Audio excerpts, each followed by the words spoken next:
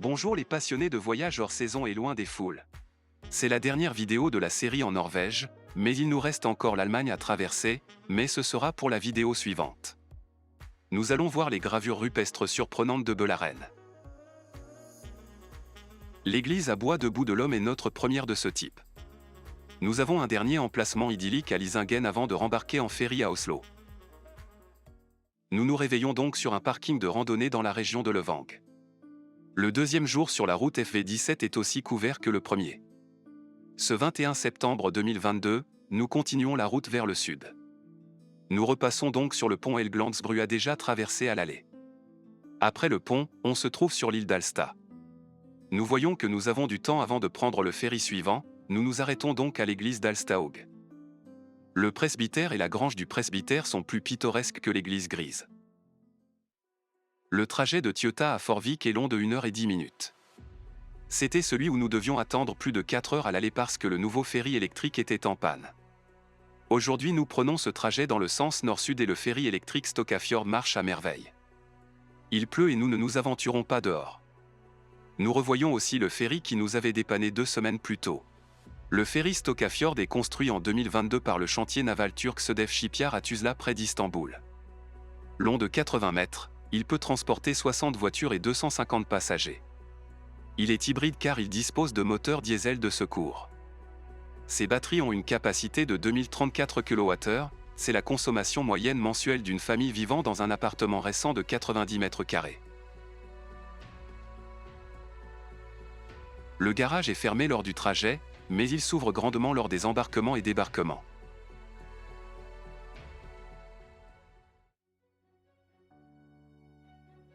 Le trajet en ferry de Andalsvåg à Horn est très court. C'est aussi le cas de la route FV17 jusqu'à l'embarquement pour notre dernier ferry entre Vensund et Holm. La traversée est longue de 5 km. C'est aussi notre dernier ferry avant celui partant à Oslo. Il continue à faire moche, on ne passe que peu de temps sur les ponts extérieurs.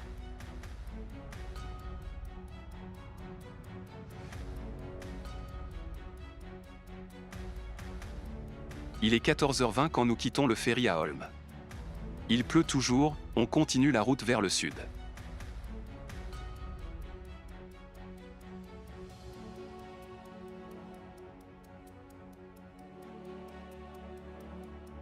La suite de la route est toujours le Kistriksveien et Kist signifie côte.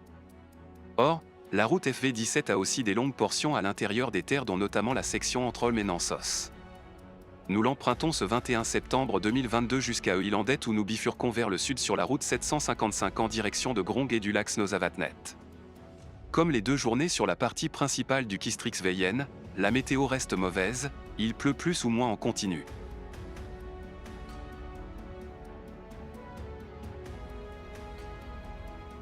André avait eu un super beau temps en montant ici il y a plus de 2 semaines. C'est triste pour Alex de voir ces paysages sous cette météo. Juste après un tunnel, on passe sur le pont Foldabrua.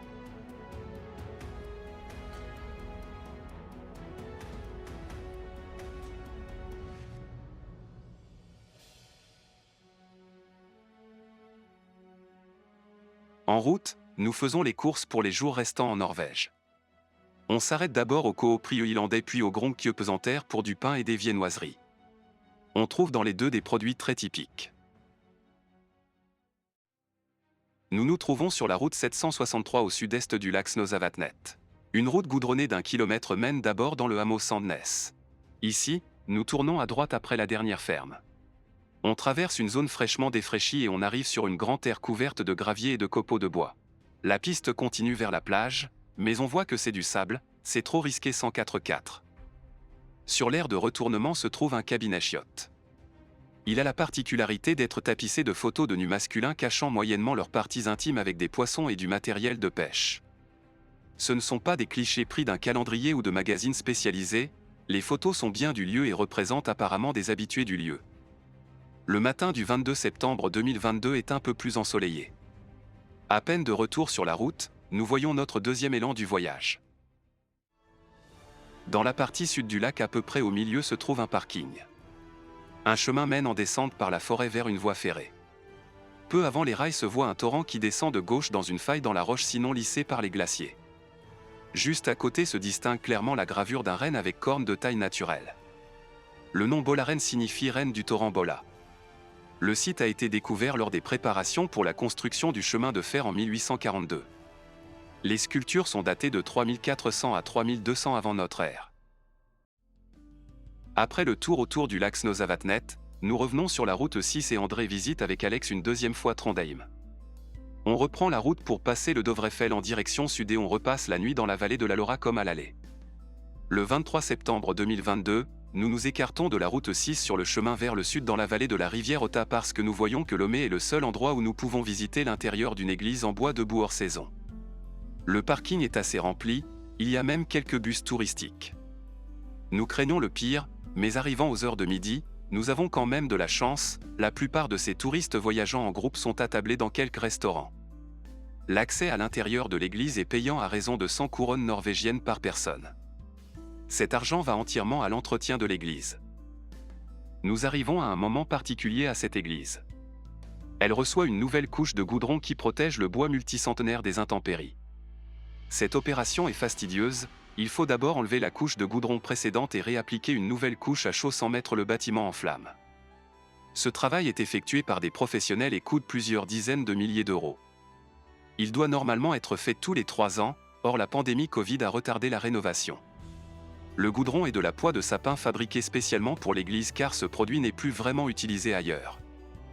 À l'intérieur, un vieux monsieur nous guide en allemand, cependant la plupart des informations est aussi disponible dans le petit cahier distribué dans le vestibule. Il ne reste pas grand-chose de l'intérieur médiéval initialement catholique. Un plafond plat a été installé dans le chœur, il a été décoré par un artiste inconnu. Au centre se trouve le baptême de Jésus, entouré des symboles des 4 évangélistes, des fleurs et des feuilles. Les têtes des personnes ont des apparences très asiatiques sans que l'on en connaisse les raisons.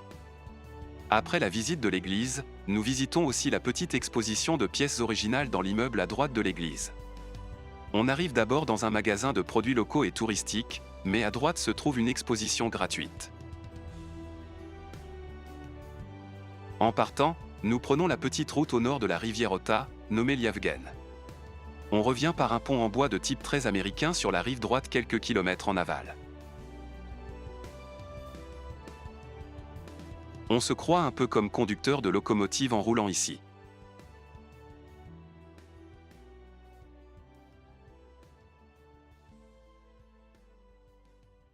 En sortant de la vallée, nous n'avançons pas jusqu'à la route 6, on monte vers un autre fjell, le Valdresflier. La météo reste mauvaise. Valdresflier est un plateau montagneux dans la partie la plus orientale des montagnes de Jotunheimen.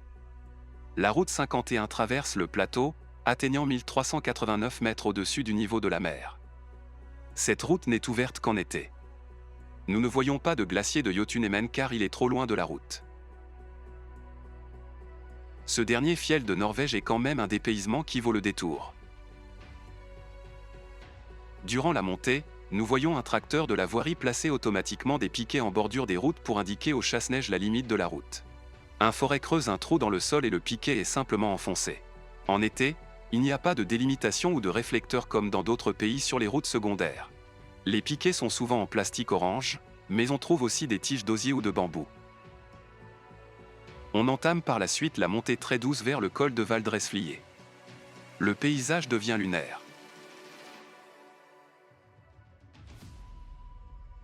La géologie et le climat très spécial de ce haut plateau ne permet pas à la végétation de prendre sérieusement le terrain. Le parking de Steinplassen se trouve à quelques mètres sous le col très plat. Il est marqué par un rocher rond sur un rocher plus anguleux, laissé là sans doute par la fonte du glacier. Nous profitons du calme et de la reprise de la pluie pour une pause dans le camion. On fait du café et on dépose ensuite la cafetière italienne dehors pour la refroidir avant de la ranger. La pluie ne cesse pas, nous ne sortons plus du camion. On part. On laisse la cafetière Bialetti sur place. On ne s'en rend compte que le lendemain matin quand nous sommes quelques centaines de kilomètres plus loin. Elle nous accompagne depuis longtemps. Tant pis, quelqu'un d'autre s'en sert sans doute maintenant.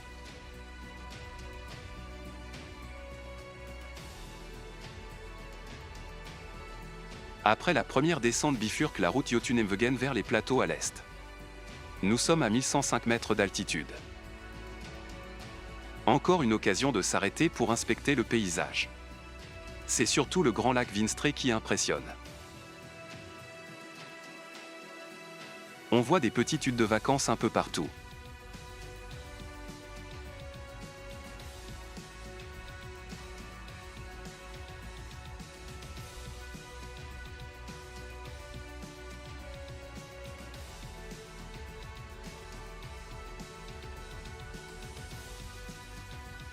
On passe quelques installations touristiques et des chalets, la route remonte alors un peu avant de commencer à plonger vraiment. Notre route nous mène en direction sud-est et ce inlassablement en direction d'Oslo. Nous voyons un panneau vers la Stavkirke de Hege. L'accès au cimetière est formé par un porche indépendant. Plus haut à gauche se trouve une construction en bois qui ressemble à une hutte à foin.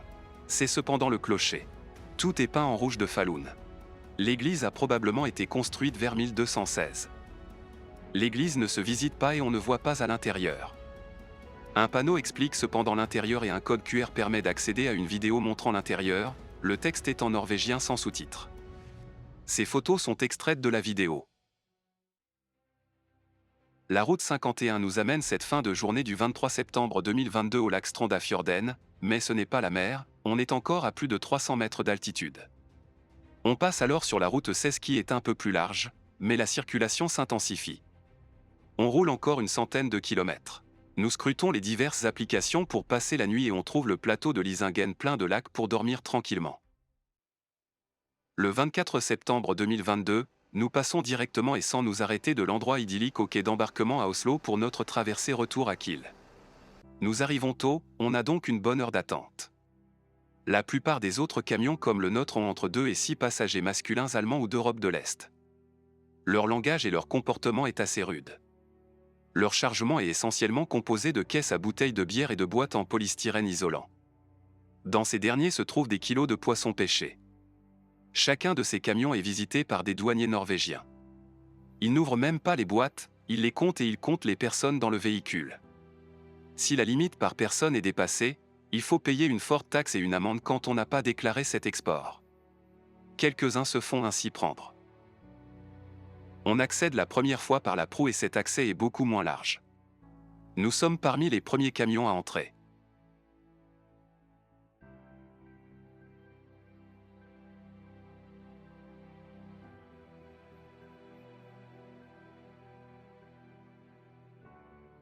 Les congés ne sont pas encore tout à fait terminés, mais la partie principale, la Norvège sera derrière nous avec cette traversée.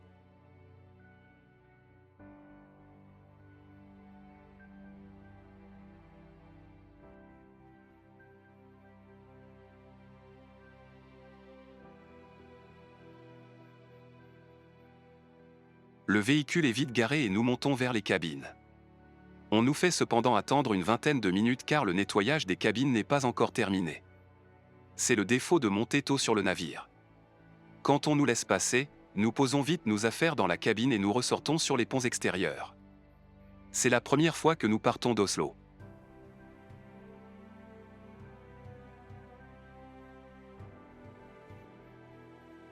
Nous voyons retour vers la ville d'Oslo en bord de mer. Nous nous éloignons progressivement. Le ciel est couvert et il fait sombre, mais on voit quand même assez bien. Nous voilà déjà engagés dans le fjord d'Oslo. Toutes les îles et presqu'îles près d'Oslo sont construites d'habitations. Des petits ferries passagers croisent en permanence le chenal. Ce n'est qu'en se distançant de la ville que les côtes deviennent moins peuplées. Le fjord d'Oslo est assez plat et large, de ce fait aussi assez monotone. Cela fait la 3e fois que nous passons là. La météo n'est vraiment pas bonne. Nous rentrons donc dans le ferry, nous inspectons les divers restaurants, mais nous passons aussi beaucoup de temps dans la cabine. La dernière vidéo de cette série couvrira notre retour par l'Allemagne en 2 jours. Des liens se trouvent à la fin de la vidéo et dans la description. À bientôt sur Voyage hors saison.